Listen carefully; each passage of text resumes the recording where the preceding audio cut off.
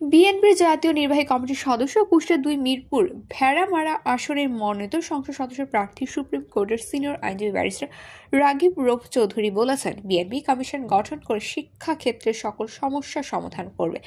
জনগণের আকাঙ্ক্ষা হলো যত দ্রুত সম্ভব নির্বাচন দেওয়া, কারণ গণতন্ত্র পুনরুদ্ধার করে দেশকে এগিয়ে নিতে হলে নির্বাচিত সরকারের কোনো বিকল্প নেই।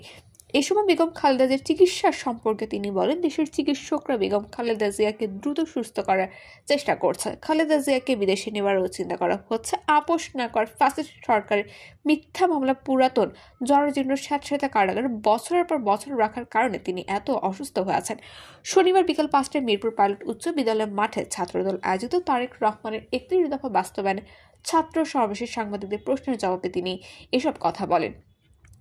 মিরপুর পৌর ছাত্রদলের আহ্বায়ক রকুনুজ্জামান বিন্টুর সভাপতিত্বে সমাবেশে বক্তব্য রাখেন কুষ্টিয়া জেলা ছাত্রদলের সদস্য সচিব খন্দকার তসলিম উদ্দিন নিশাদ প্রমুখ। এর আগে খণ্ড খণ্ড মিছিল নিয়ে শত শত ছাত্রদল নেতাকর্মী সভাস্থলে আসেন।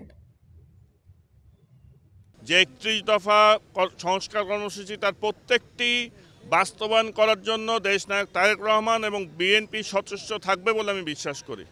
এখানে সংস্কার যখন কোনো কর্মসূচি ঘোষণা করা হয় অত বিস্তারিত তো সেখানে আসে না। মূলত দেশনায়ক তারেক রহমান ইতিমধ্যে শিক্ষা কমিশন গঠনের ঘোষণা দিয়েছেন, যে শিক্ষা কমিশনের মাধ্যমে দেশের শিক্ষা ব্যবস্থা যত রকম সমস্যা আছে সেই সমস্যাগুলোকে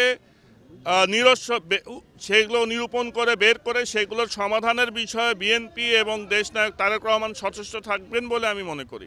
আমরা মনে করি যে বাংলাদেশের মানুষ এবং এই এলাকার মানুষ জনগণের আকাঙ্ক্ষা যত তাড়াতাড়ি সম্ভব দেশে গণতন্ত্র পুনরুদ্ধারের জন্য নির্বাচনের ব্যবস্থা করা, এবং সেই নির্বাচনে তারা ধানের শীষের পক্ষে থাকবেন বলে আমি বিশ্বাস করি।